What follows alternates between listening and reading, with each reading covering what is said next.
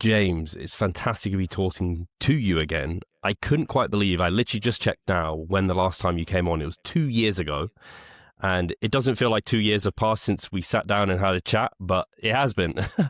That is wild. I had no idea. I mean, it was like 2 years. I mean, that doesn't feel like it. It feels like I was sitting in this exact spot and we chatted not that long ago. This is nuts. Oh, I'm glad to be back. It's great to see you again. Yeah, it's great to see. Probably the biggest change, at least for us right now, is visually my hair, because I think I probably had hair last time we talked. I think you did. I was thinking that I took it too. off last year. Just because it was like too much to fuss, or stylistically you like the shaved head better? What? I got to a point where I was thinking about it so much. I was just like, it's causing, like, I'm researching different like finasteride, midoxanil, hair transplants. I'm in that boat talking right about now. it. Yeah, I'm talking about it all the time. I was just like, you know what? I'm just going to take it off. Like, I keep joking to Charlotte that I'm going to just like shave it all off one time. And I did it back in 2017. Actually, I did it because I was competing and I was like, oh, every bodybuilder when they step on stage just shaves their hair off. And I did it, not to this length. And even then, I was like, it was really receding, and it's just continued to. And you notice it more than anyone else as well. People probably don't see it. So I was just like, hey, what's the worst that can happen? It can grow back. And ever since I did it, I think it was the start of 2025. Yeah. So I just, ever since, have just kept it. It's not really grown much longer than this. Interesting. Yeah, I think that's the way to go, right? Because then it just eliminates that basic anxiety you have all the time of like, oh, how does my hair look? Are people noticing? I started to get the hair thinning when I began TRT, like a year or so into it. I started noticing like that my scalp was thinning out. Other people didn't notice it, but I noticed it. So I did the same thing. I was researching. I did the hymns, like the finasteride, and that kind of seemed to keep it at bay, like the shedding at least. It didn't really bring it back. And then things pivoted because my wife and I decided we wanted to try and have kids, and I had to come off the testosterone and onto some other stuff and blah, blah, blah. It's a whole thing. But then I also had to come off the finasteride because that affects fertility as well, potentially. So now I'm kind of in that limbo zone of like, okay, is there like non-medical treatments, herbal thing? I'm sure everybody goes through this, and you just sounds like you just went through it. So I'm in that right now of like, what can I do about my hair that I'm not thrilled about that's not going to like interfere with this fertility planning? Oh man, yeah, it's a lot. It's so funny. I think most guys I think deal with it, but there is a subset of individuals who just have thick hair and they're like, I don't get it at all. How are you kind of conscious about your hair? Who cares? Shave it off. It's like, you don't care until it starts going. And I had so much of it at one point, and I was like, oh man, now I wish I'd like dealt with that better when I had it. Can I ask about the fertility side and stuff? How's that all going for you guys? Are you, it's exciting that you guys are planning to have kids. Yeah. So, we're my wife, I don't think she'll mind me talking about this, but yeah, we're thinking about, we're trying to do IVF. And my test, because I was on the TRT, my fertility was just like crushed, basically producing nothing. And so I reached out to my urologist and was like, hey, this is the situation. We want to have kids. And he was like, okay, I got bad news for you. The best path here is to get off the testosterone immediately and then switch to HCG, Clomid, drugs to restore your sperm production. And he's like, it'll also, encourage your natural testosterone production as well, but you won't feel as good as you do now on testosterone replacement therapy. And so that was the route that I went. And there was a few months where I was in that like low T zone again. And I had not felt that way in a while. And it was fucking miserable, pardon my French. But I was just feeling every little inch of that. Luckily, he was able to adjust my medication and got my testosterone back into like the normative range. So I was at like 500, 600. So I wasn't feeling quite as crappy as I was like below 300. So that's good. And then I've been doing that for like 7 or 8 months now. The HCG in particular, I don't know how it is in the UK. In the United States, they really make you jump through hoops to get it. It's really expensive. They like the procedural end, like they just make you wait weeks and weeks and weeks and weeks. The insurance doesn't cover it. It's like a whole big rigmarole. Anyways, not trying to sound whiny here, but yeah, so I've been doing that. My sperm is finally kind of more into like the normative range. I also have a varicocele, so like I don't have great fertility to begin with because I have some plumbing issues. But now my sperm's looking good, and so we're looking to be in good shape for IVF. So we are actually going to have a meeting with our doctor this week again. So it's going pretty good. I wish you guys all the best with that. I was so ignorant to, even to the point, I think when you're younger, you just assume, oh yeah, everyone's going to have kids. You can just ask, oh, what, like, why haven't you had kids? Or are you going to have kids? It's like, actually, that's a big question. And it also presumes a lot in terms of the fertility, the health of the whole thing. So yeah, I wish you guys all the best with that, because I know that that could be tough. And it sounds like it's already been a bit of a tough ride, to be honest. Thank you. Yeah, it's been a bit tough. And like right now, I'm also trying to, and I know this might sound silly to your audience because they're health and fitness freaks, but I'm also trying to like cut back on like my alcohol consumption, which is something I maybe don't do the best job of in my day-to-day life. So just like a lot of lifestyle adjustments kind of towards the fertility end of things. It's been interesting. I've learned a lot. It's cool. I'm hoping to go back on the TRT later once the fertility stuff is done. But for now, it is what it is, and it's going okay. Going okay. Good. Yeah, I was going to ask, because last time that was, I think about 2 years ago, you hadn't been on TRT that long. So that still continued and has been going well for you. That was amazing. I loved that. I wish I think about it all the time. I wish I could go back to that because I don't feel as good. I mean, I feel okay. I don't want to sound like I'm complaining, but yeah, I mean, I felt like amazing back then. But it's it's just like a sacrifice that you make for the things that you want. That's the way I'm looking at it. It's just a trade-off. I want kids. This is what it takes. I wish I would have had a little bit more foresight and planning on this issue, but it just kind of is what it is, and you just do the best that you can with the cards that you're dealt at the time. But in a different world, I would have maybe done it different. I would have been more strategic in my like pharma and drug use before this fertility stuff came up. Yeah, I guess that's, you kind of, and I'm presuming here that the doctor didn't say before you went on TRT, hey, are you considering having children? Because you might want to kind of get that done, dusted out the way first. They did. It just wasn't really on our radar at the time. Sure. It just was not.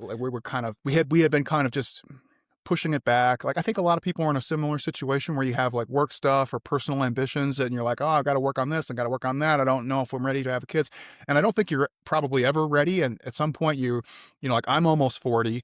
I'll be 40 next month. Mel's in her mid 40s, right? Like, and then all of a sudden you kind of go like, oh, we got to either do this now or it's probably not going to happen, right? So I feel sympathetic and empathetic for people in that position who maybe want kids and then kind of ended up in the similar situation of like pushed it off, and now it's like, ooh, I don't even know if it's an option anymore.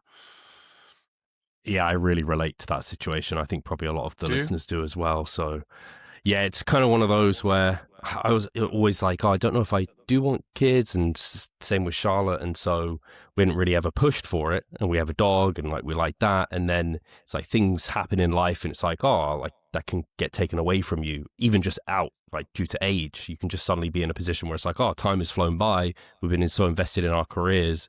It's like, oh, okay, that's not an option anymore. And then you have to decide what you want to do next, or like you've gone down that route of IVF and so forth. Yeah, time just gets you soon at some point, right? Where you're just so focused on your own world that you forget like, oh, I actually have to really work to make this happen now. It's not just like hey, let's have kids, right? Like, let's, so yeah, it's been fun and interesting. I've learned a lot about how this stuff works, especially on like sperm production. I had no idea. I just thought like you were just constantly churning out sperm all the time. Apparently that's not true. You kind of have like big blooms of sperm every like 3 to 4 months or so. And so that's why there's like a big delay when you start a fertility treatment like Clomid, HCG. It takes months and months to build up. And that's because you kind of have, like I said, these like blooms of sperm that happen like on a quarterly basis. So you see kind of like a delayed effect over time with the improvements in the fertility medication. Oh, wow. Yeah, I had no idea about that. What did I hear recently? You probably, Brian Johnson, the kind of live forever, don't die guy. Yeah, I heard it. He was saying how he's doing this kind of sauna treatment, but he's icing his testicles, and that seems to have really increased his sperm count. And I was just like, wow, that's a rigmarole. There's like I've been doing some consulting work with some other fitness organizations, right? And it's amazing how many people flock to those, I'll just kind of use quotes, like recovery strategies type things, like the saunas, the cold therapies, the this and that. And these people like don't even train at all. They don't do anything. Like, what do you do? Why are you in the bathhouse? You need to spend more time in the gym. What is wrong with you? Like there's been a couple instances lately where I've been trying to help people with on the fitness side of things. And I go, there's zero fitness and all recovery. Like it's backwards. We got to like, you need the fitness to warrant the recovery, right? And that kind of stuff is a good example. I think he actually exercises fairly rigorously, but a lot of people don't, and they spend a lot of time doing those like, you know, sauna type treatments and stuff. And it's like, what are you doing? Misallocating your time and resources here. It sounds more fun just like sitting in a sauna than going and training muscles really hard in the gym, probably. Right. I think they had this impression of like, oh, I'll sit in the sauna and like fitness and health will infuse into me somehow, right? It's like, it's not how it works. You got to go get it. It drives me nuts. So when people, I try not to be too judgy, but I kind of eye roll a little bit when people are like, oh yeah, I'm doing the sauna, I'm doing this, and then it's like, okay, what's your exercise and nutrition look like? Yeah, and then they're like, oh, don't ask me about that. Yeah. How many ciggies are we smoking every day? You've just got back from Australia too, right? How long have you been back? A few months or is it weeks? I think a little over a month now. Yeah. So we went to Singapore first, and that was cool. Second time there for me. We did a seminar and some talks out there, and then we bumped over to Melbourne, Australia for a bit, and then we did some talks and some work with the RP crew over there. And then I stayed and did like another week of just like work with some of the fitness groups out there too. It was really good. I love visiting Australia, man. They're just like a fun group of people to hang out with. They're a riot. They're kind of like, it's kind of similar to the vibe in America, but more silly, more fun. Like they're willing to jab at you a little bit more. People don't take themselves quite as seriously. So it's really fun. And Melbourne's a really cool, beautiful city. Lots of interesting things to do out there. So we had a great time. Yeah, it was really good. I love doing the in-person stuff. I love being able to like do the Q&As and just the one-on-ones and having people say, hey, I've been running into this problem with my training or this problem with my recovery strategies, and just kind of helping work through some of that stuff. And it was great. It was awesome. We had a really good time out there. Yeah, I'm glad to see it and hear it, because, I think the one-on-one stuff or the kind of in-person seminars, obviously, we used to bring over Mike every year. We've had you over, and I'd love to bring that back. It's almost like I don't know how many years it hasn't been now, like at least a couple, and it just feels like it's not something that's going to happen again. But I think I'd like to pick it back up, because I think similarly, you'd like to do it. I'd speak to people and they're like, yeah, I'm game for it. It's a lot when... I always wonder if the demand's there, but I guess you had good numbers turning out to the seminar and things, because like you can get all the information online. Like I know with Mike, it was a case of, well, he can spend hours recording a video and it can reach millions, or you can come here and it costs a lot of time and money, and it's just not worth maybe the trade-off always. Yeah. And I think, a couple things to build on that, right? I think COVID kind of like crushed that scene a little bit, where people weren't doing like the in-person seminars quite as much because of the restrictions in various places and travel restrictions and blah, blah, blah. And then even as it came back, it seemed like it just kind of fell out of favor, especially since so much is available online, like you said. What I have learned, and this is maybe more of like an RP specific thing, is that people don't come to the seminar necessarily for the content. They come to meet Dr. Mike and like get a selfie with Dr. Mike, which I think is great. I'm not judging at all, but I think that's kind of a little bit more of the vibe now, where it's more of like the personality, the man, the myth, the legend, maybe rather than like you said, I could probably get the same content even from the same person online somewhere, but it's like they want to hear the jokes, they want to see the presentation, they want the whole experience and the selfie, and so I think there's a little bit more of that. I do think that people still enjoy having I don't want to say an expert, but like somebody who's knowledgeable about something and troubleshooting issues with them. I still think because you can ask ChatGPT a lot of questions, but most people run into some kind of real world issue where it's like, okay, I work a night shift and I'm having a hard time organizing my training and my recovery or whatever it is. And just being able to like ping pong their ideas with somebody, or even sometimes just hearing somebody validate what they're already thinking, they find really, really valuable. Yeah, I definitely agree with that. You can only get so far with ChatGPT, and at the back of your head, you're always thinking, well, can I trust it completely? Whereas if you're talking to someone like yourself, James, with like decades of experience in recovery and working with people in person, and like you've seen real world and you've helped people get through things, it's quite different. But I definitely agree.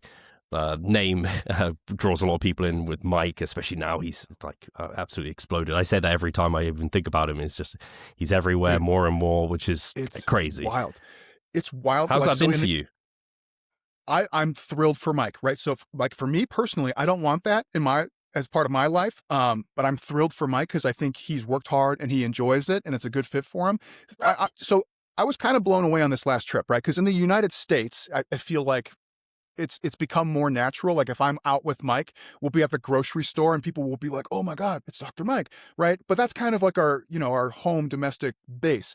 This last time we were in like Singapore in the airport and people were like, "You're Dr. Mike." We were walking around middle of, the city, Melbourne, and young people were just coming up like, "Oh my God, it's you." And I was like, this is so trippy because Mike is my friend who I've known since college, right? So you kind of watch this person that you're close to go from, just normal guy to like super famous. Everyone's recognizing him off the street. So I'm thrilled for him. It's not like what I would want for myself personally, but for him, I'm absolutely thrilled, and he's certainly earned it.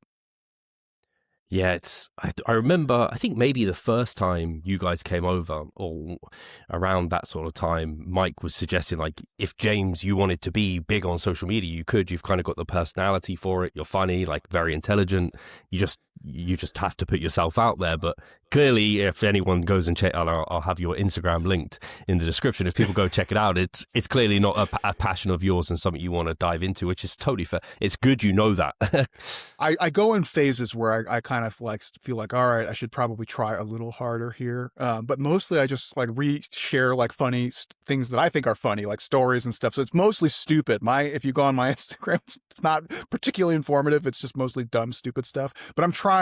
It's just, yeah, it's less natural for me. It's more work for me. I think I also just have to like disconnect my like emotional attachment to some of this stuff too, and just sometimes I should just post ideas out there and just let them exist and not get mad when somebody inevitably is like, "You're a Nazi." Like, okay, Yeah. whatever. I feel you on that. Yeah, for me, it's become such a part of my day-to-day routine to post like a day and post my story and just share those bits. But I totally get it. If you're not in that, like anything, once it becomes a habit, it's just second nature. But once you're out of that and it's habit not to do it, now it's like, there's quite a lot of resistance. I caught one of your posts the other day, and it's amazing how sometimes people get like really charged up over something that I think is like nuanced or kind of reasonable or innocuous. You made a post that was about like something to the tune of like, I've been using lengthened partials in my training for a bit, and here are the reasons why. Like, it's up to you to decide like if you want to do that or not. And so many people get like supercharged on like, no lengthened partials, definitely. Like, it's like, oh my God, there's a world of gray in between here, and this person's just telling you like their individual kind of story and rationale, and you can pick and choose what you want from it. Lengthened partials is like a great example of like a weird nuanced one, right? Because I don't know how you feel about this. I encourage people to experiment in their training all the time, find what works, right?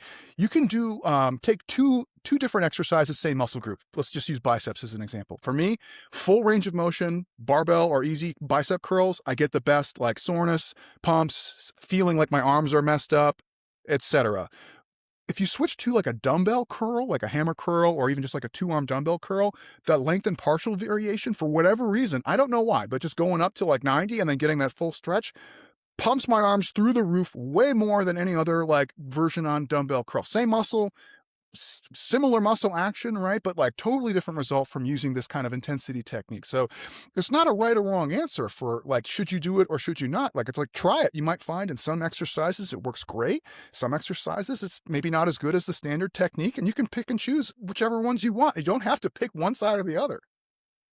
Yeah, people do love to go into camps, don't they? I think probably Mike is made part of the stretch cult. I think they probably call it, whereas Yes. just hyper focus on all stretch. And again, they're just pigeonholing him in a certain position because it's then someone to battle against, and people love to do that.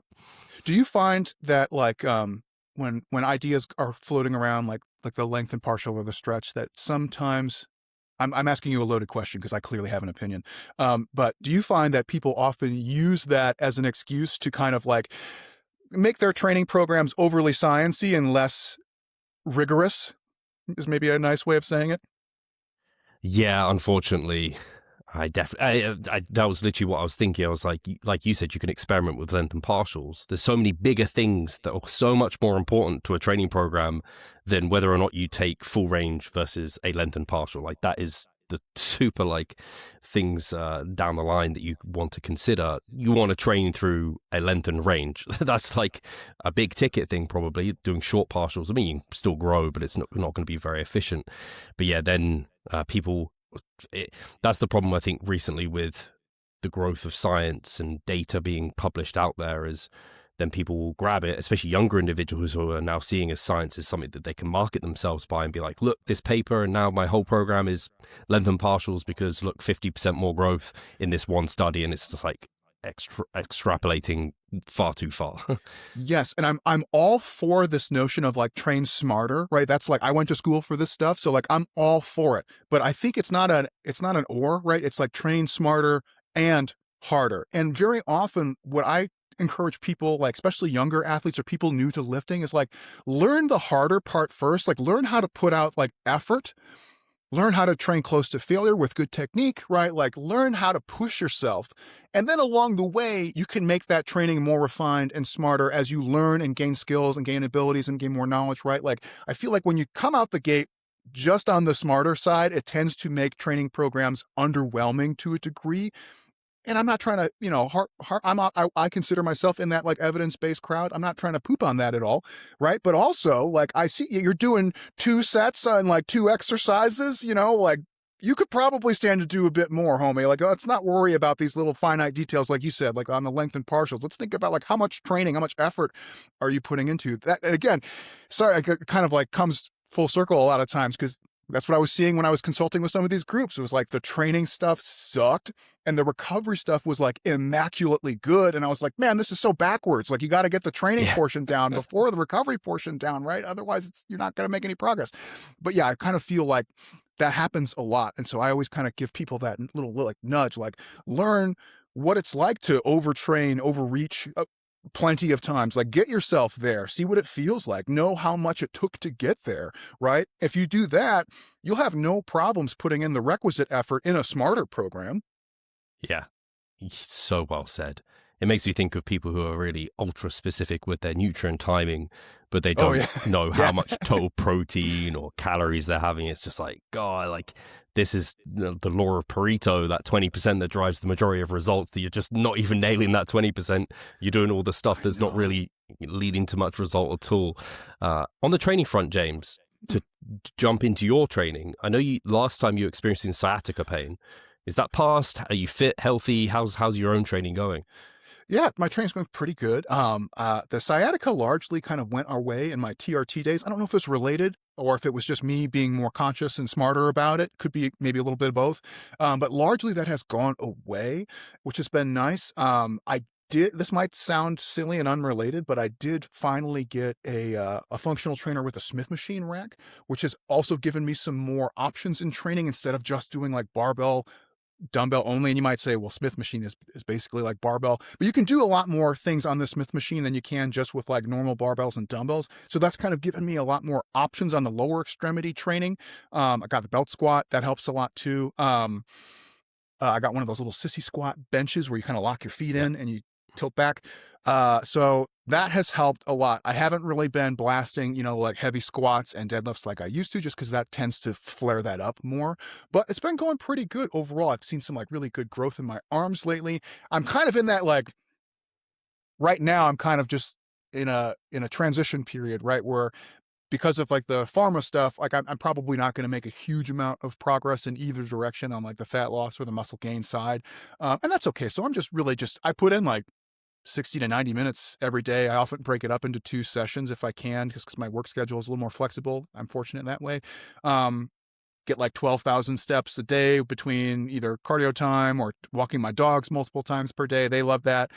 So mostly just kind of, I would say I'm more of in like the like health world than like the physique world, though my training is much more on the physique side of things. But not trying to be a bodybuilder, just trying to like look good naked and keep my wife happy for now. Nothing too crazy on that front. No, that's great. And yeah, barbells and dumbbells are great and they're like a foundation for a home gym, but the Smith machine, like you said, just opens up a whole host of things. Leg training's the hardest thing from home. When you like dumbbells, like upper body stuff, it's like you can get so much done with those things, but lower body just becomes really tough when you haven't got machines available. Yeah, and you know which one I have been it's been working really, really well for me since I got the Smith machine is doing the front foot elevated split squat in the Smith machine. Oh my God, that's been just crushing me. And it's nice because you're doing it unilaterally essentially, so you can't use that much load, and the load is what really tends to flare up my sciatica issues. And it absolutely crushes my glutes and my quads in a way that I haven't really felt in a while. So that's been a new tool in my toolkit with that Smith machine, which has been really, really helpful. Even doing things like good mornings, because you can actually like position your feet behind the bar. Yep. With the Smith machine, you can get like a way less axially loaded good morning that just is just crushing your hamstrings and not your back muscles, excuse me. So yeah, I mean, a little bit goes a long way. I've been thinking about getting one of those leg press, hack squat combo machines, but the problem is that I'm on the tall side and most of them are not like tall people friendly for range of motion. So we'll see. But yeah, trying to keep my home gym nice and equipped so that I have a lot of options. Yeah, the good morning on the Smith machine is something I've been running for maybe 6 months now in my program, and it's just so great because I hip hinge twice a week. So this one's it's like my quote unquote lighter, more joint friendly hip hinge. But yeah, you can just it's easier than a barbell for whatever reason. It feels better on the joints connective tissue. And I do exactly as you said, like I unrack it and then shift my feet just back, kind of similar to like a slightly feet forward Smith squat to emphasize the quads more. You can kind of do the same with the good morning there. So that works so well. Out of interest, James, with being off the TRT, did you notice anything in terms of like energy balance differences? Like, were you burning more calories just through taking TRT? Did you have to change your eating at all? Oh, massive for me. And I think I'm wow. maybe more sensitive to than, I don't know if I have like a high androgen receptor sensitivity or whatever it is, but yeah, I was basically eating the same calories, macros, everything. Once I came off the TRT, I immediately just gained weight. Like, it was crazy. And now it's hard to link those two things together because the testosterone doesn't like directly act on fat metabolism, but it also facilitates fat metabolism indirectly through a variety of mechanisms. So I've also found that like my estrogen has been on the high side, so I might be experiencing, and when you have so this is as a result of amortization, where your testosterone gets converted to estrogen. And in men, that can cause you to accumulate more visceral fat or fat around the midsection, which is where I tend to accumulate all my fat, which is really annoying.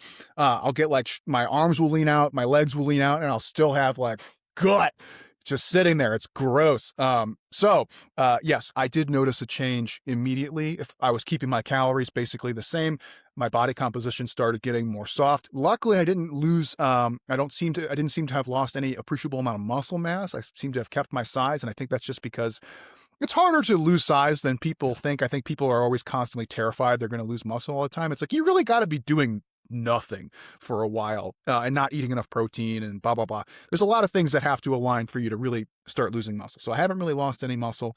I would say, so the physical effects, I felt less strong for sure.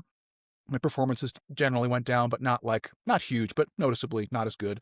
And I think the more profound effects were definitely more on like my mood states, affect, sense of well-being, definitely all in a much more negative direction. And that's not a knock on the fertility medications. It's more of a knock on I was out of my normal testosterone range for a bit. Yeah. So, and I was low T basically again, which is awful. if you're not having to deal with it, it's not fun, guys.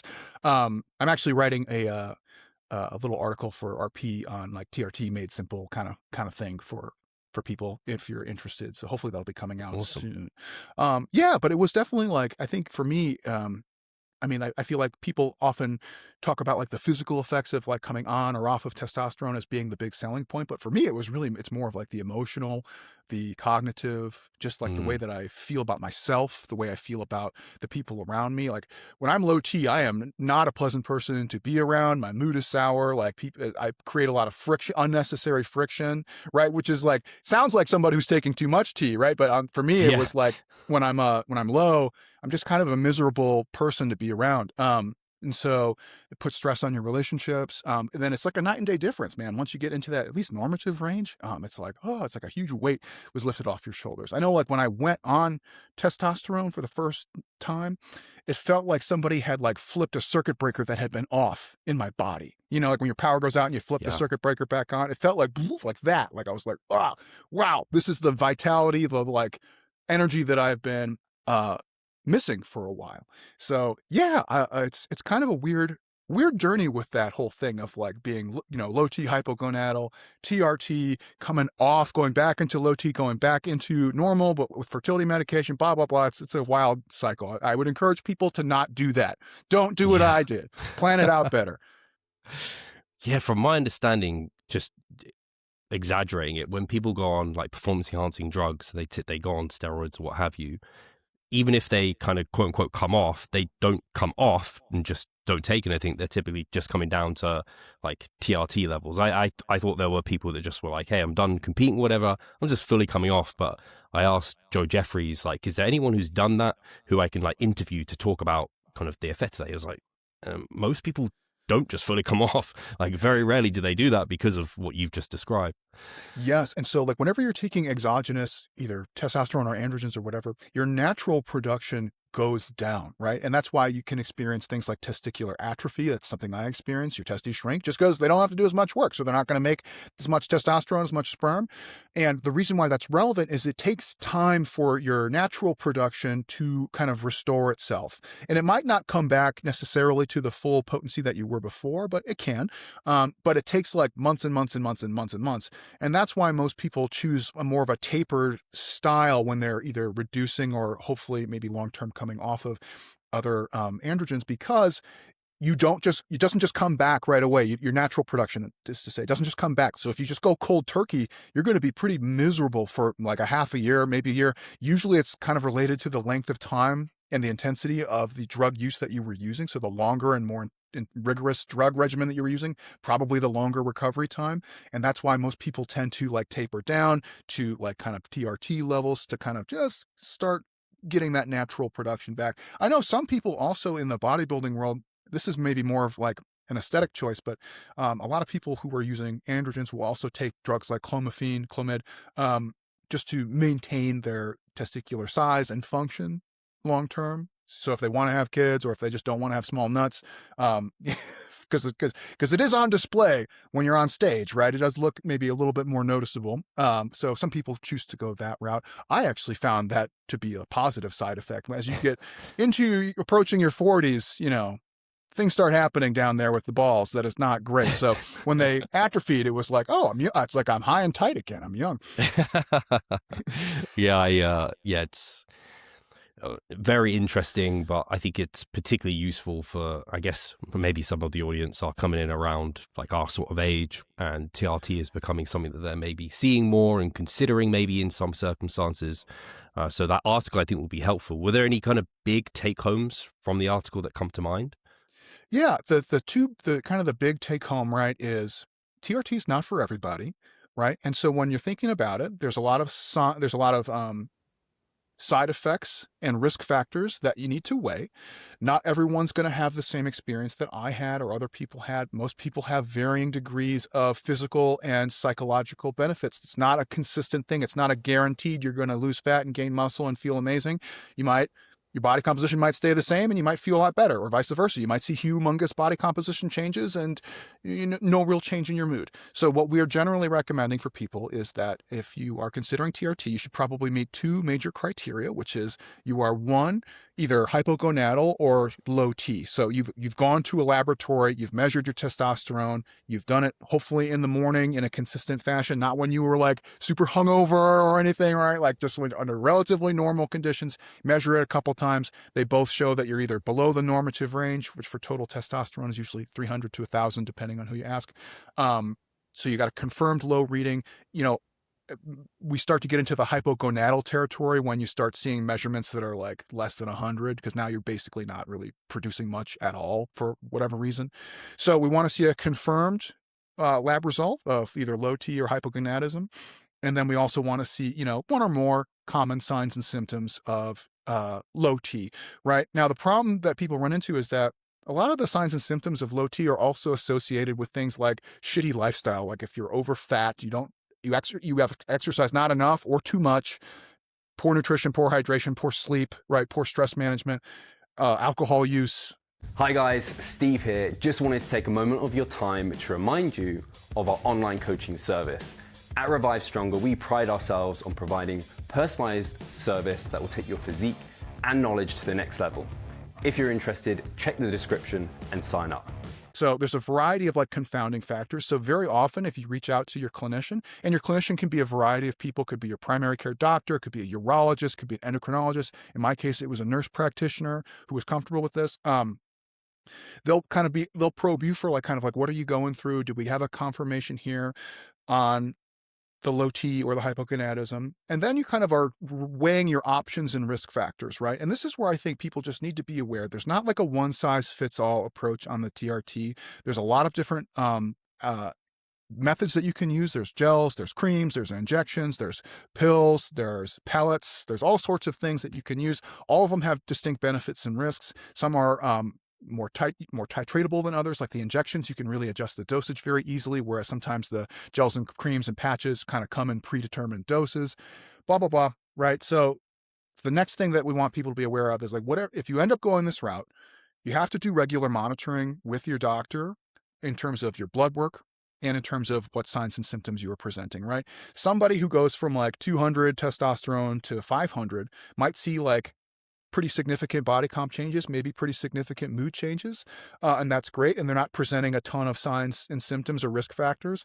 You take that same person, you go from 500 to 700, right? And they might feel a little bit better than they did before, but now they have like acne and hair loss, and their hematocrits going up, right? Or their estrogen's going up, right? So you kind of have to do a little bit of this guess and check work. That's why we encourage people to work with a clinician to try and figure out kind of like where you land in terms of where the treatment is giving you the best net benefits to risk ratio, right? Like, if you want to feel your best, are you willing to sacrifice like acne or some hair loss? Like if the answer is yes, then that's okay, right? If no, if you want to keep a nice full luxurious head of hair, then you might choose a different method or a lower dosage, blah, blah, blah, right? So we want the confirmation. We want the repeated follow-ups in labs with your clinician to guess and check, get that dialed in. It's going to take probably a few iterations. It took a few iterations with me, takes a few iterations with my clients. I actually have a client right now who is what I call redlining, where they're taking too much and their blood pressure's through the roof. They're getting irritability,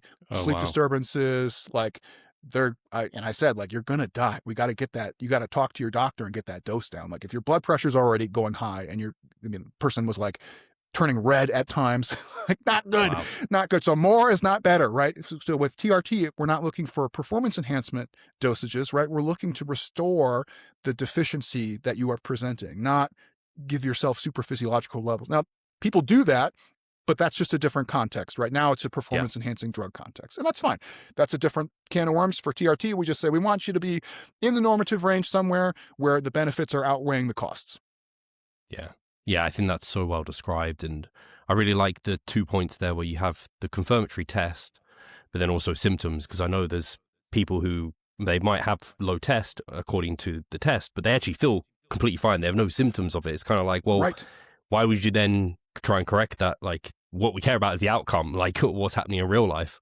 Yes. And some people also think that like it's age is just like a factor, right? And there's plenty of people who are into their 40s and 50s who have no signs and symptoms, and their T is still in the normative range. So it's just it's a non-issue for them at that point. Or even if, like you said, their T might drop to in the lower end of the range, like maybe 300, 400, but they still feel as good, right? They have the same like virality, sexual performance that they have. This, I'm going to start getting gross, pardon me in advance. You start getting the same like spontaneous or morning erections that you would otherwise normally have, right? You feel energy in the gym, you feel motivated, you feel good about yourself. Like those are all indications that you are good, you're normative, like you're not really having low T issues at the moment. So age is not necessarily a factor. Now, as men get older, our testosterone does tend to drop off, but it's highly variable between people. And so some people might not see a significant drop off into like their 40s or 50s. myself, I saw a drop off pretty early in my like mid 30s, right? Everybody's different. It's not right or wrong. So yeah, there's a lot of factors that are at play here. And I think you might agree with me on this one, Steve, too, is like, people ask me about the TRT stuff a lot, which is great because I have a lot to say about it. But my thing is usually first, like, have you tried the lifestyle stuff yet, right? Have you worked on your training, worked on your nutrition? Are you hydrated? Are you not getting wasted all the time? Are you getting enough sleep? Like, those are all things that are good for your health, but also good for your testosterone levels, and often can take people who are on the borderline into more in the middle.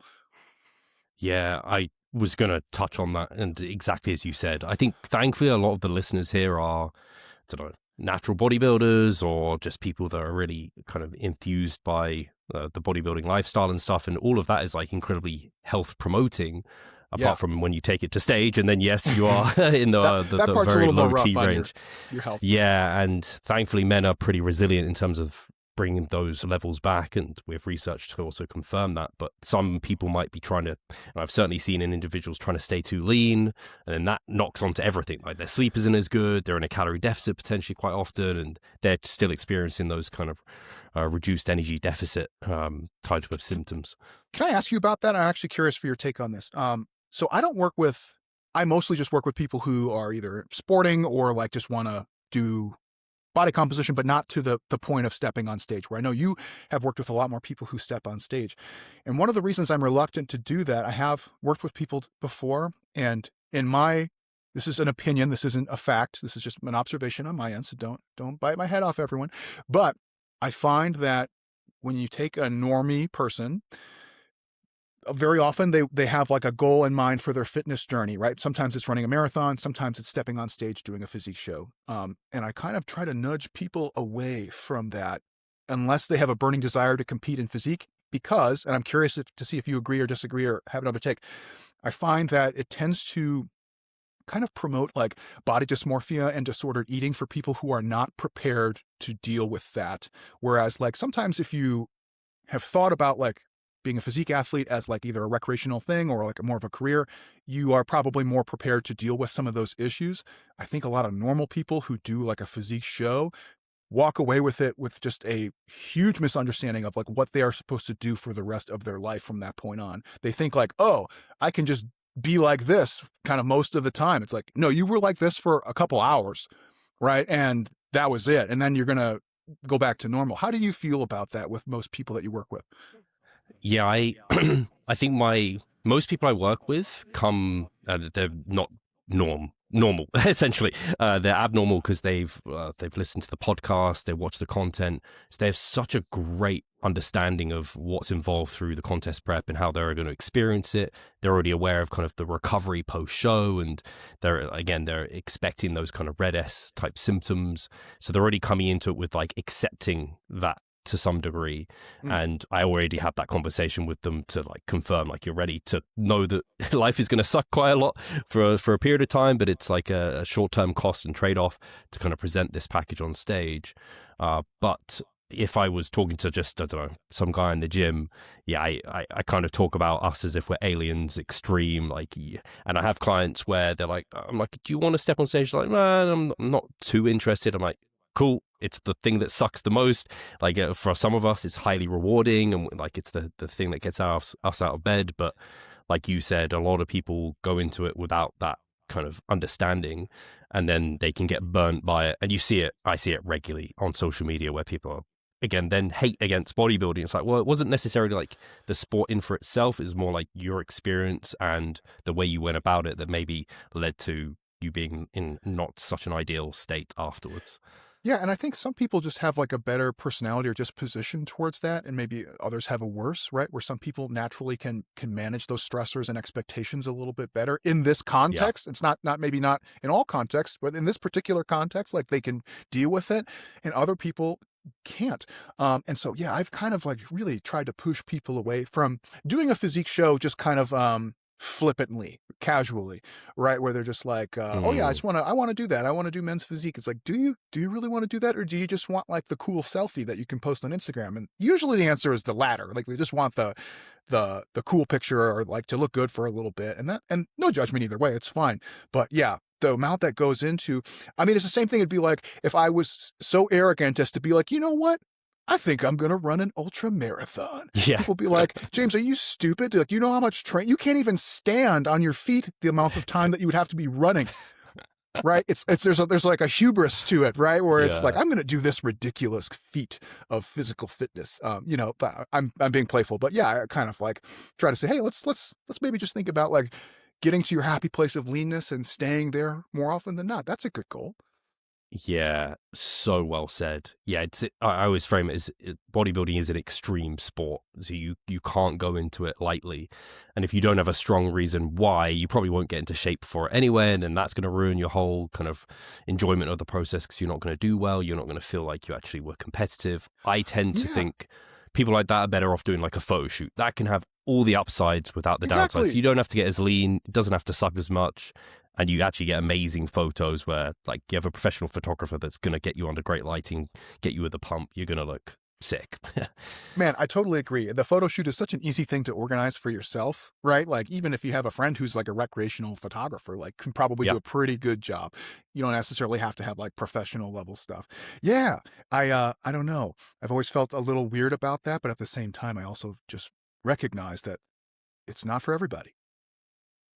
Yeah, and I think just to further your comments there, in some ways, I don't like to say this on air because I have female clients and I take them to stage. And I love the women I work with. I love taking them to stage. But there are some, I don't encourage it strongly, and like I might a man in the same way, just because of the kind of hormonal impact it can have. And women just don't seem to deal with it as well as men, just from a biological standpoint. Some women are amazing at it and can, like, I don't know, they're like genetically just made to be able to like lose body fat. It's not a problem for them. The world didn't need them for survival, what have you.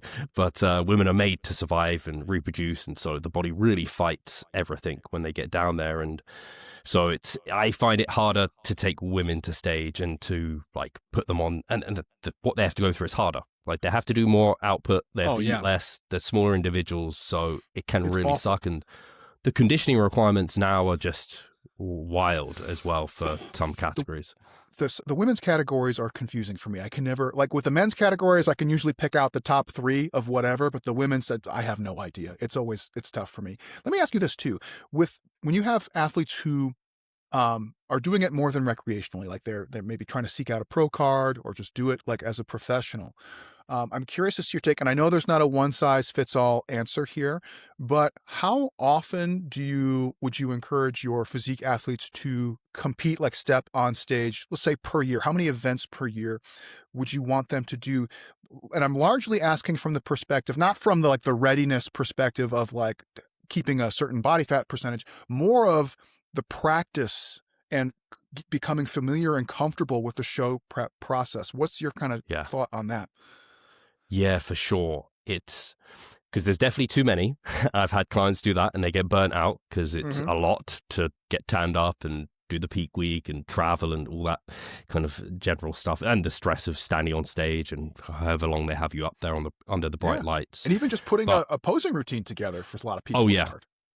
Yeah, and especially you don't want to do that too late because you don't have the bandwidth to think about it. And not a lot of people wing it on stage for that reason, and it's not judged, so that tends to come into it. But I don't like people to do one because I'm always like, the first one, it's just so unlikely to go really well because unless you've been to a lot of shows and you have a good amount of experience, like you're just kind of learning, like, how does backstage run? What does it feel like to present yourself on stage? And you're going to have feedback from the judges that's going to maybe help you to be better next time. And so I always encourage a minimum of 2, especially for the investment they've made, the time, the effort, like what they've put themselves through in terms of like, it's a sacrifice. You're sacrificing some things in life for a short period of time. And then a maximum, maybe for someone who's experienced, 6, but that would be really tough. Yeah. Yeah. And really trying to get that done. If I can get it done in an 8-week window, amazing. I was going but to ask you that. Yeah. Up to 10 weeks, but knowing that you're not going to be your best for all of those. So you might come in for the earlier shows with a bit more fat loss to go, be a bit fuller and kind of present that package, and then be ready to be more so on it for the last shows. And hopefully you've been able to like eat up and just maintain that look, kind of try and maintain it as best you can. It's not really a maintainable look. I kind of look at it as when you're down at that level of leanness, you're kind of burning slowly. You can kind of put it out a little bit with some water and refeeds and that, but it doesn't undo the damage. Yeah, I was curious about that too, because there's so much that goes into like, it's one thing to do like, you know, like what I do, which is like take people through like 2 cut blocks and then they're like pretty shredded and they feel good about it, right? It's another thing to go from that to the stage prep, which just requires a whole new set of skills, both on the training, the hydration, the nutrition, like all of it. And then, like you said, even just like the logistical parts of it, like getting used to the backstage stuff, getting used to doing the posing routines. To me, those are all like skills that need to be refined, because you're going to make mistakes along the way and you're going to refine them as you go. But if you're only competing like 0 to 1 times per year, you're just not getting the repetitions. It's kind of the same thing of like, you can put it in another context of like, how well is somebody going to do on the rugby pitch if they only play rugby once a year? Well, probably not great, because they're not used to like that game pacing and intensity that they get from competing somewhat regularly. So I kind of feel, I've always wondered what other coaches feel about that, because sometimes because to me the answer of like doing multiple competitions to maintain a reasonable off-season body weight feels intuitive and obvious to most people. It means like if you do 3 competitions a year, it means you can't get too fat throughout the year at that point, right? Like that's obvious. But to me, it's more about the reps and just saying like, okay, I'm getting better, I'm practicing, I'm making mistakes. I did this much carbs in my peak weekend, I got soft and doughy looking. I did this much carbs and I looked really like, you know, leaned out, etc. Do you tend to agree? That makes so much sense, because often I find, look, as naturals, we grow so slowly, so you end up taking often, and I recommend it, at least a year between seasons. I've often taken like 3 years, but by that point, your physiology has changed so much, and also you've kind of forgotten what it's like to be on stage. So you kind of do warm-up shows to kind of get the cobwebs off. But it's, the practice is something I haven't thought a lot about, but it makes a ton of sense. And I think it's why, especially at this stage of my career now, I've been able to like earn my pro card. I want to compete more regularly. Like my off season, it's important, but I'm not going to grow as much, so it's not going to have as big a payoff. But competing more regularly, actually now, as you've mentioned, I've not thought about it, but getting those reps of experience on stage, it does make a big difference. You can see the people who are, like I've seen and judged people who they've turned pro their first season and then they're in a pro lineup and they're not prepared to like compete up against pros, like to stand poised, hold those poses that long, get into positions. They're not facing the judges. They're like facing straight forward when they're on the outside sort of thing. There's something to the game of and the skill of being on stage. So yeah, I think that's a great point. I've not really ever thought about it. Even, I know this is going to sound silly and I know some people might eye roll me a little bit here. Bear with me, right? But all sports, I think, have like a fitness, a skill, and a tactical component, right? You have kind of like whatever your fitness requirements are, you have certain movement things that you have to do, and there's certain strategies to win or not lose, right? And I think even something like a pose down, if you're on that latter portion of the judging, right? Like just knowing like what are the things I should be flaunting off and what are the things that like are maybe my weak points. And if somebody else is scoring really high on like that front double bi and that's my worst position, maybe I'm going to switch and pivot to one of my better positions, right? Just stuff like that. Putting the posing routine together, part skill, part tactic, like being able to execute the movement and flex and have the best aesthetic look while also being, you know, like somewhat enjoyable. It is a bit of a performance to a degree.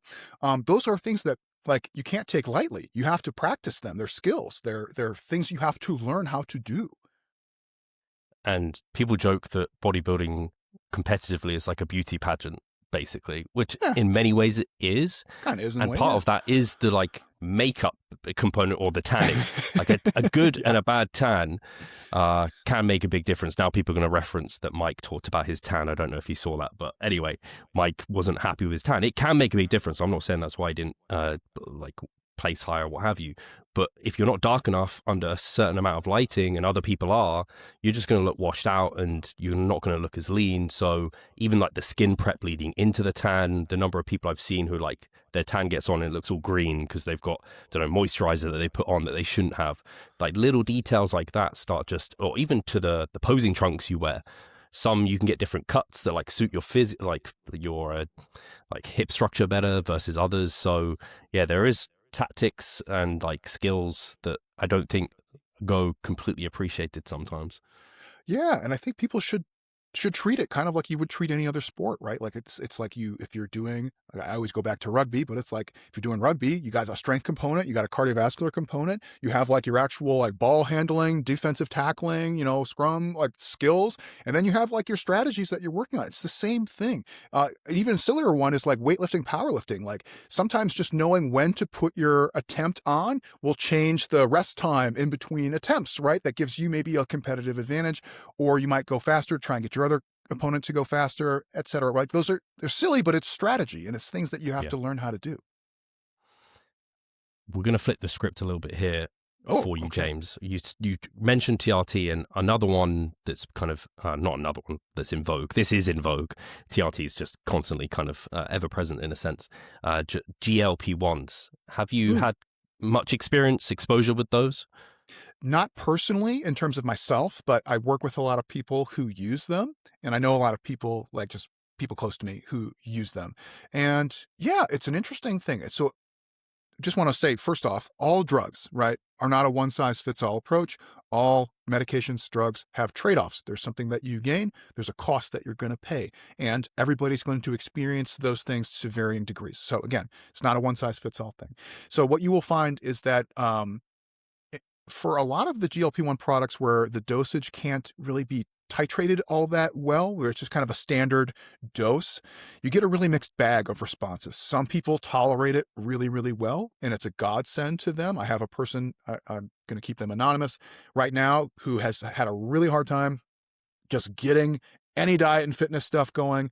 And they started taking, I don't know which version of the GLP-1, I don't remember off the top of my head, but all of a sudden, like everything just clicked for them. They started training more, eating less, taking care of their health, like their I don't want to say addictions, but like their cravings for like their vices went down significantly, right? For them, it was a godsend. It was amazing.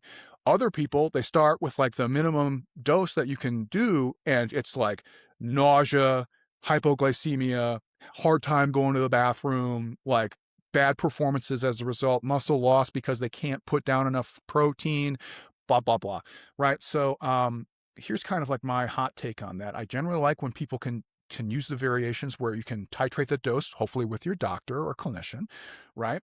And what I have been encouraging people to do is, we don't really have a ton of long-term data on these things, but what we have observed is that, kind of like with we were talking about with TRT, if you just go cold turkey and stop using them, there's a delay effect, right? Where you still feel like you did maybe 25 kilos ago in terms of your behaviors, your hunger, your kind of eating habits and stuff. So what tends to happen is, if you come off the drugs, even if you have made a big change to your lifestyle, you tend to rebound the weight back up, just because your natural like hunger responses and things tend to ramp back up to where they were, right? So because of that, I usually recommend people, once they get to their happy place, whatever that is, like it might be, for some people it might be 15% body fat, for some people it might be more like 10, whatever it is, it doesn't matter. Pick whatever, wherever they feel like I'm happy in terms of like how much effort it took to get there and how I look, wherever that is.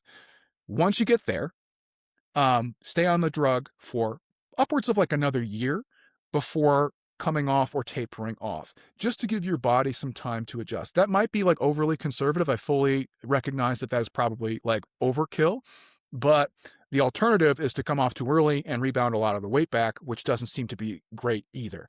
I know Mike's been really big on, there's one that's in clinical trials right now called retatrutide, which seems to have some promising effects. It's again, like we don't know enough about these things for me to make like a really strong opinion on those. I know Mike has a strong opinion, and that's fine. For me, I'm not quite ready to give one, but they do seem promising, at least in some of the early data. I struggle with this a lot because on the one hand, like if you grow up in the fitness world like myself and you have, right, we naturally try to nudge people towards like the hard work, the discipline, like do the things, do it. Yeah. It sucks. But yes, there's pride and satisfaction in doing it, right? And you'll feel the reward later. At the same time, at least particularly in the United States, we've been pushing that message for a long time and it's not working, right? And there's plenty of people who are just way, way, way, way overweight. Yeah. Even when I was in Australia, historically, Australians are very, very fit, but there was kind of a noticeable upward tick in the body weight, body composition the last couple of times I've been there. And I've asked people about that and they said, yeah, they are kind of like a more sporting fitness culture, but the body weights have been creeping up a little bit. And so out there, it's also become an issue. So yeah, I think it's one of those things where I would love to say, lean into the hard work, lean into the discipline because they're so rewarding in doing them themselves. However, if it's something that's going to massively or even just notably improve your quality of life and the trade-offs are very acceptable to you as a person, like who am I to say not to do that? I don't know. Go for it. I'm not a what's the word? I'm not a prude on like using drugs to further your health and fitness goals.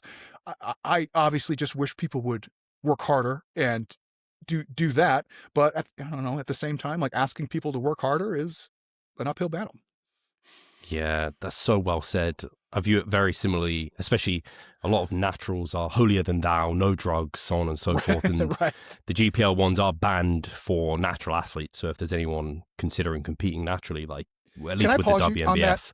I'm sorry. Oh, yeah. Like I'm curious because regardless of the rules and regs, like just it's banned. So you can't do it, right? Regardless of that, does it not feel like it's not in the spirit of physique? I don't know how exactly. I could just be I don't live in that world, but like it feels like the whole thing is like I live this lifestyle, I make the sacrifices, and I look this way for a reason, right? Do you feel this similar, or do you not care? No, exactly. I absolutely feel that. And I think that's maybe part of some of the kind of regulations that the federations have is like the spirit. Is it in the spirit of natural bodybuilding? For example, for me, anything that's needs to be injected, I'm like, this kind of doesn't feel in the spirit of natural bodybuilding because some people use like injectable L-carnitine or anything like that. And essentially, I think as soon as if anything's really potent for body composition change, it's going to get banned. Like, it's just going to get banned.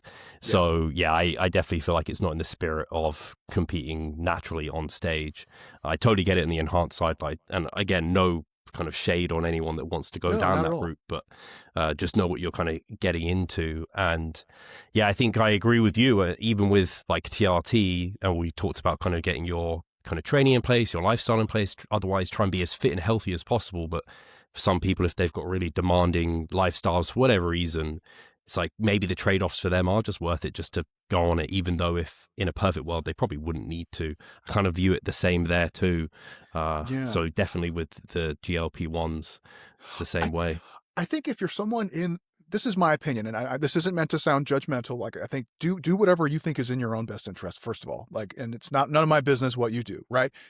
My opinion is like if you are someone kind of in the fitness world or in the fitness bubble, like, man, I feel like the hard work, the discipline is like what really is satisfying and pays off. If you are outside of the fitness world bubble and you're just like an obese normie, man, the GLP-1s are probably going to have a huge impact on your overall health and well-being. And who am I, so again, I'm not trying to discourage people from using it. Again, make the choice that's right for you. I don't, whether you're enhanced or not enhanced in any capacity, I don't care. It makes no difference to me. I don't judge. It's fine. I'm not prude on it, but I feel I don't know. I just kind of feel like if you're so close, if you're listening to this podcast, you're so close already. Why do you need it? I don't know. But if you need it, that's fine. I'm being wishy-washy, but at the same time, I do feel like I want people to get after it. Yeah, I think at least, especially if they're listening to this, that should be the first port of call. And then if that's not worked successfully for you, like you have clients, I've had some clients who have gone down that route who just have always struggled with their weight. And despite everything and their best efforts, it just makes the process so much smoother. They can actually get to a healthier body weight. It's kind of a net positive for sure. So, but that isn't the norm, right? That's like a very small subset of individual. Yeah, I agree. And again, so I think there is definitely people where the benefits outweigh the risks for sure. And then there's probably like kind of like the fitness people where it's more of a, I want to say cosmetic, but it's more of like a tool in the toolkit you could look at as like, okay, this helps me do the show preps and everything. And I think that's fine too. Just like develop a good relationship with what you're doing, feel good about whatever choices that you make. Because what you don't want to do is rely too heavily on the drugs and then feel unaccomplished when you're done, right? That would be an icky outcome where you stepped on stage and then you kind of have this like lingering imposter syndrome of like, I couldn't have done it without like all this enhancement. And if you don't feel that way, great, that's fine too. I think, but just like kind of weigh those pros and cons, see where you land and make a good informed decision from there. Very well said. James, final question for you. All right. You're the recovery guy, as far as I'm concerned. I'm just going to call you the recovery guy. Has there been anything in the last years that's kind of sprung out to you in terms of being particularly efficacious or particularly not within that kind of recovery world? Yeah, it's funny. I kind of get like the recovery guy title because really the issue is that I have severe ADHD and some topics just because my eye of Sauron like focuses on it for a little bit, right? Which is a blessing and a curse because everything else goes to the wayside. And so recovery strategies has been that thing for a bit. Oftentimes it's stupid things like anime or like what roof rack do I need for my car? And I just waste tons of my life looking up stupid things. Anyways, on the recovery side of things, I haven't seen much that has really changed my opinion. A lot of it is kind of just like validated or confirmed some of the suspicions that I've been talking about for years where, things like sauna, heat, cold exposure, like they do have a role in promoting recovery, but you do pay a little bit of a price for using them. And I think just understanding that it's not good or bad, it's just contextual. For example, got soccer players or footy players or whatever, and they got a couple matches per week and their joints are hurting and they're really beat up, like put them in the ice bath. They'll bounce back faster than they otherwise would. That's a good use of it. You have athletes who are developing and trying to gain muscle and strength, probably not the right time to use it more often than not.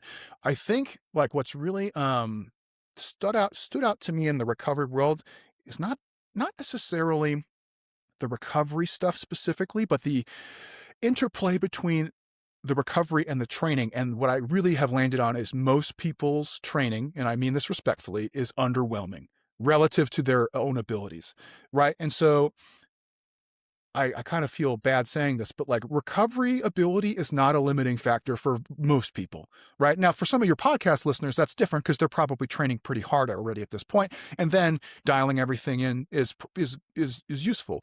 But for, and I'm not trying to put anyone down, but I feel like if you're training like 2 to 3 times a week, like you don't have to think about recovery strategies outside of like health promoting things like getting sleep and eating well and all that stuff is good. But you like, should you be thinking about like getting a massage or putting the Normatec pants on or going to the infrared, like, or the hyperbaric chain? Like, no, you need to get in the gym more. That's like, so that's kind of been like what I've been really focusing on the messaging lately is kind of like, don't look at the recovery strategies as something that's going to infuse like health and fitness into your body. Think of it as like a tool in the toolkit to support your already really rigorous training program that you have everything else pretty much dialed in. And now you have lifestyle choices that you need to make, right? Like sleeping more, doing a better job of having planned relaxation time throughout the day, stress management tools. Of course, nutrition is integral in all aspects. And then even entertaining some of the more, fun, sexy topics like the hot, the cold, the hyperbaric, the infrared. But what we find is that although these things do tend to have an effect, the effect is relatively small compared to the big health promoting lifestyle factors anyway. So it's like you should be eating well, hydrating, getting enough sleep, managing stress. Like that's good for your testosterone. It's good for your recovery. It's good for your performance. It's good for your health. Do it. Do the basic things. Quit looking for the fun, sexy things. Get out of here with that. Spend more time in the gym. Do some cardio. All of those things go such a long way. I don't know. So I try not to poo-poo those things too much just because I do think they do have a place, but I think they're overvalued currently because they're fun, they're sexy, sometimes they feel good or they feel interesting. And yeah, so nothing has really stood out to me, nothing really new outside that. I find that I used to think that athletes in particular were chronically overtrained, and my opinion has kind of pivoted to most people and athletes are chronically undertrained. Yeah, from personal experience, I would say the same thing. I think I got so kind of fatigue worried that I was like, oh, if I push too hard or if I do too much, like I'm going to have to pull back and deload or whatever. It's like, actually, the more I lent into just pushing my body harder. And like you said early in the podcast, like really, truly push yourself to your limits. You kind of don't know your limits until you've pushed to them. So you go for and the body is very resilient with these sort of things, especially if you're careful about kind of your technique and joint and connective tissue and you're not doing anything silly with that in mind. So I think, again, it's similar to supplements, to the overall diet, like calories, macros. Like most people still can refine like nutritional composition and this sort of thing versus jumping to any supplement that might do something very, very small for them. So like getting another 20 minutes in bed a night is going to accumulate through the week, and that's going to be more beneficial than using a foam roller for 30 minutes at some point. Yeah, one, I know you're probably wrapping up soon, but one of the things that like I think goes a long way that's underappreciated is something that got a lot of like lip service during COVID, but even stuff like mindfulness training is massive in terms of like your stress management skills. Like if you are somebody who's chronically stressed out all the time, that's a big problem in terms of your fitness and recovery goals, right? And just learning how to kind of notice, and I want to say cope, but like notice and observe dispassionately your mood states and how they kind of ebb and flow and how they change and how you don't necessarily have to do anything. You don't have to act on them, is such a massive benefit to not being chronically wigged out all the time. And I know there's kind of like a commercialization of like the mindfulness training because it became popular when everyone was stuck inside for a few years. But that's another tool. Like it falls in that stress management bucket, and it's like doing something like that versus like spending hours researching which L-carnitine that you should take is like, that's going to be such a massive impact comparatively. Yeah. And I think you probably agree with this, is sometimes adding isn't what you need, and you just need to be happy with you're already doing everything you need to be doing. I find that for myself, where I was like interested in getting like a Whoop and like all these fitness tracking devices, and thankfully I had Greg Potter in my ear, he has a PhD in sleep, and he's like big into these things. He was like, Steve, don't. I think it will be more of a like cost you more than it will benefit you in any sense, because you're already doing kind of the things that are going to promote the best things. People get decision paralysis from the wearables. I've noticed they'll go, oh, my HRV is like not great today. I'm like, okay, how do you feel? And they're like, oh, I feel fine. Like, okay, you want to lift? You want to train? Like, yeah, okay. You know, you get those kind of situations all the time. So I think that the tech can be helpful, especially for looking at like long-term trends, but for making like really short-term decisions, probably maybe not ideal. For sure. James, thank you so much for your time. I'll have to not leave it 2 years to bring you back on, because this was a really fun chat, and I have many more things that we could talk about, no doubt. And I think the listeners will really have enjoyed this. If people want to keep up to date with you, are you working on anything, or where should they be heading? I'm doing coaching right now through RP. I'm working on just a few basic things. I got that TRT Made Simple guide hopefully coming out soon. I'm thinking about doing some sport training video series. We'll see. But yeah, mostly I'm just like on Instagram at RP Dr. James, or you can just find me through the RP website if you're looking for coaching or anything about me. But like I said before, mostly it's just like stupid stuff. Like I posted like a silly anime and chill reel today. Like it's dumb stuff. So I'm working on it. I saw hopefully that one. Hopefully we'll do Naruto. more. Exactly. Yeah. Hopefully we'll do more content related stuff in the future. Amazing. I'll make sure your Instagram's linked, and also the link to the RP site as well. And thank you guys for listening. We'll catch you soon.